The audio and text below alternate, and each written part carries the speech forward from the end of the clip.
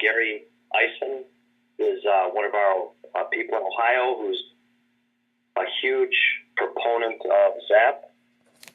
And not only does he know the program, but he uses it for his buyers and sellers, and he's found some great success. And he's helped the Ohio region training people on Zap and helping them to make that a competitive advantage for their business. So with that in mind, I guess I'm going to just turn it over to Gary. I'm going to go ahead and give him the power to present. And Gary, thank you very much for being here today. And we're going to go ahead and make you the presenter, and we look forward to hearing what you've got to say. All right, thank you. So every week on Thursdays, we've been doing a 2-hour Zap session in our office, going over everything from basics to tips and tricks to really utilize the tool to have success. So I just wanted to break that down into a couple things for you today. Most important question I always get is how we update our contacts. So if you can see my Zap screen, it's as simple as just going to your contacts. When you click a contact name, you're going to get these options at the very top of the screen, whether to log a call, send an email, and then the last one you can do is add a touch point note. Muted. It'll all be done from your cell phone as well, and that's how I seem to utilize the log a call best, because you can, instead of going into your contacts on your cell phone, you can just download the Zap app, find your contact within the app, make the call directly through there, and it will log the call for you automatically. Unmuted. What I've been encouraging agents in our office to do is logging into Zap as frequently as you log into your email. Muted. So that anytime you need to send an email to your clients, Unmuted. but instead of going to your Gmail or AOL, whatever you use, send it directly from here so that it updates in the system automatically. And even better, if you click the history of that contact, it's going to save every email, every conversation you've ever had with that client. So you don't have to store it yourself. Adding a touch point note could just be as simple as saying you texted the contact and you didn't get a response, or you called and you didn't get a response. These are notes for you, but it will update in the system so that you're always in compliance and that your agents are still receiving leads, which seems to be the most important issue that we've been having in our offices, is that people are out of compliance. And when you're out of compliance, on the right-hand side here, under your last contact date, you would have a red bar if you are out of compliance, yellow if you're getting close to that deadline, and green means good. And those are all going to be filled in automatically through what used to be the lead router system. If you've added contacts in on your own, the only time you're going to see that bar under the contact date is when you've added a follow-up plan for them, because the follow-up plan is going to remind you here with the color of what to do, and also in the dashboard where you need to be sending emails, who you need to send them to, who you need to be calling. So that seems to be the most important thing that we deal with here in Zap in the Ohio offices. And going forward with contacts, the most success I've had is using everything through the app on my phone. Like I said, making my calls through the app, texting from the app, you can do that as well. And you're going to see these similar options here within the app. When you open up Zap as an agent, you'll log in with your Coldwell Banker email, same as you do here, and you'll have a section of all your contacts. And when you click any contact's name, you're going to be able to make a call, send an email, and even send a text message directly through the app, which will automatically update in the system and be recorded in your history. So to save myself an extra step, I always do it through my phone rather than making a call, logging in, and then finding the contact and then logging that I did make the call. If you do it through the app, it's going to automatically do that for you. I've been having success setting up a lot of my showing appointments for my buyers through Zap system. And the question I get frequently is, should we stop using the MLS, the auto emails? And I always tell everyone to continue using MLS exactly how you use it, but use Zap in addition to that. So with the MLS, they get I don't know, 7, 10 emails a day from us. Anytime a new listing comes out, they automatically feed through them if it meets their criteria. But people get busy with their work. People have children. They're not checking those emails as frequently as we send them. So I've been having more success. If you go to a contact, so I'll use myself as an example. I added myself as a contact with my personal email. If I go to more, you can sign in as your contacts. When you click here, it's going to take them to your webpage, and then see at the very top, it's going to say you're logged in as that buyer. They will never know that you're in their system, but you can start looking up houses for them. It takes all of 10, 15 minutes a day to look for a buyer. So if you're on it every single day, there's not going to be that many new listings that are popping up in your area. And you're going to know that based off the MLS too.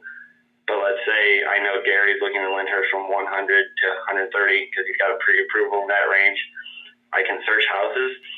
It is always going to sort it by newest first, which I recommend keeping it there because what I do since I'm logged in every day, I can just check in every once in a while and see, are any of these new? Have I already sent them to them? And if this one is new, it's been on the site 4 days, I can check it real quick, scroll down, flip through the pictures. If it's one that really stands out to me, I'll send it. If not, I just leave it alone. He'll get it through the MLS, and they can reach out to me if they like it.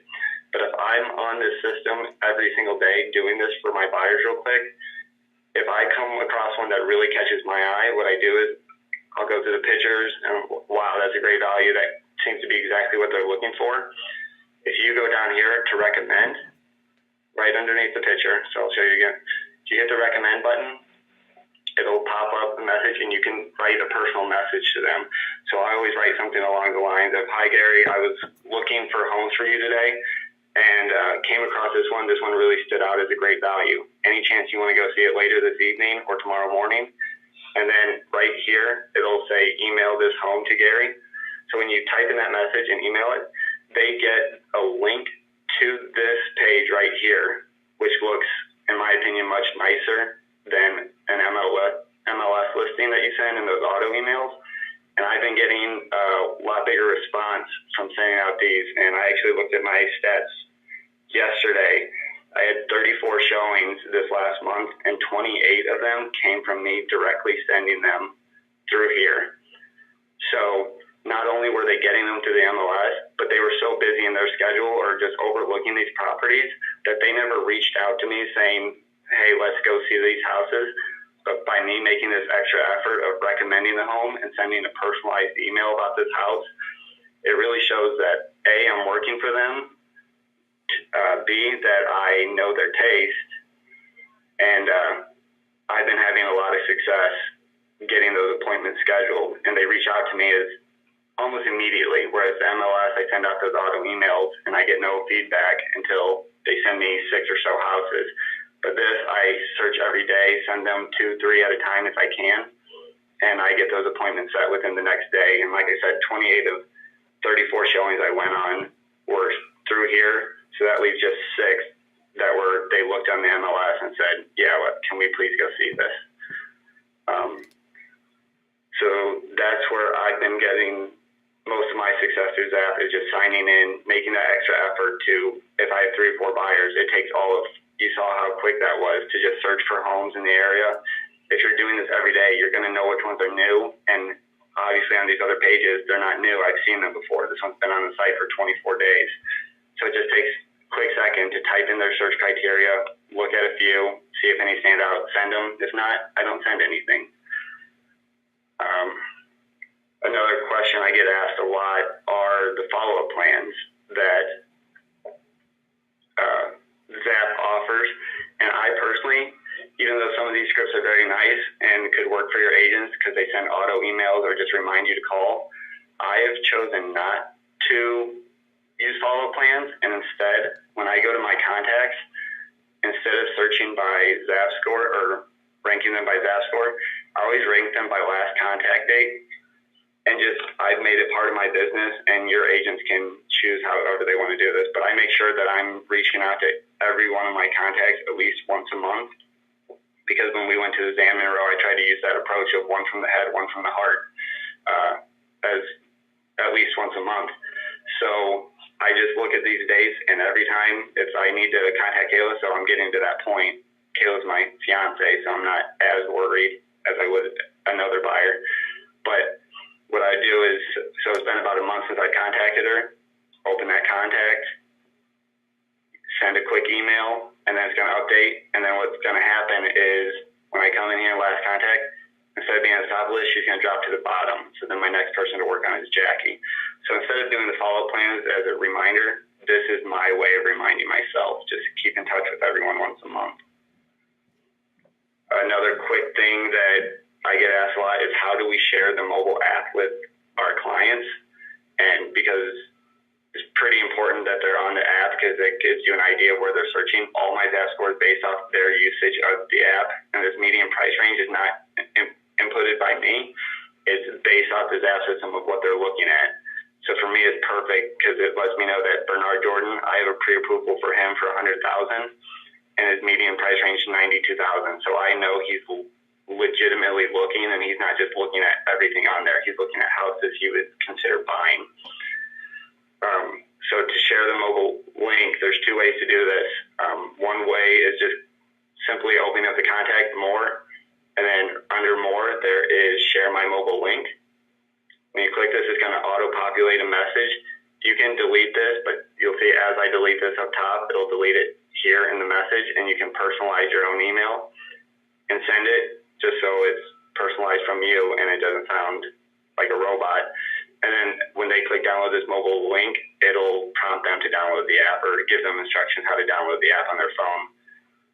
So that's one easy way to do it.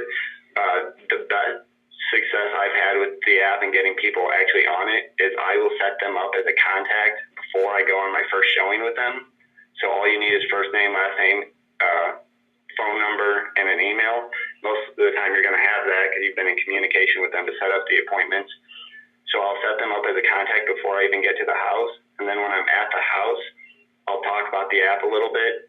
And when I open the app on my phone, what I can do is find their contact name on the app, and it's going to give you the same prompts here on the app. When you click more, when you click share my mobile link, it's not just going to send it as an email. It's going to give you the option to send it as a text message.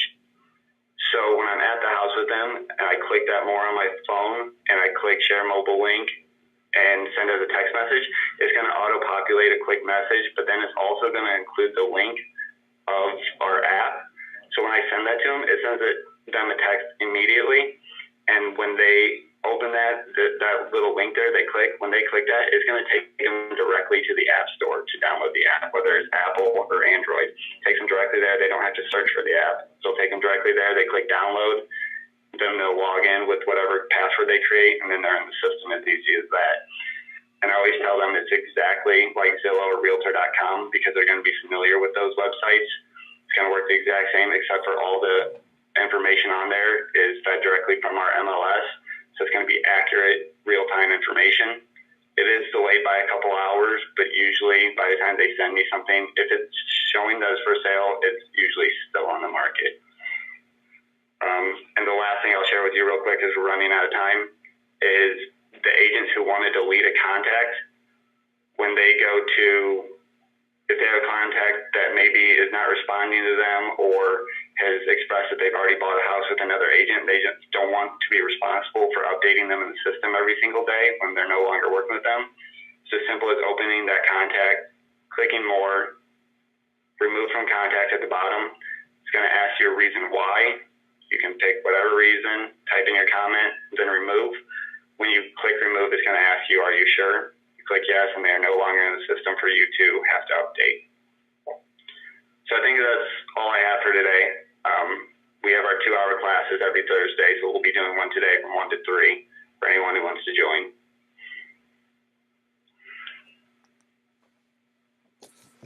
Thank you very much, Gary. That was awesome. Really, really appreciate that. So it's just nice to see kind of a different people use Zap in different ways, and I'm really took some ideas of yours, and I'm going to apply it to whatever little business I do, which I don't do a lot, but I think I've hopefully gain some insight here on how to deal with these things. So that's very, very awesome. Thank you. I think anything else, Carrie, that we need to talk about? I don't believe so. There was one quick note here, so let me read through it just real quick. Oh yeah, let's see if there's any questions. Let's take it, Gary, if you don't mind. I don't know if you can unmute yourself, but we may just take a few questions here to see if anybody has any follow-up questions there.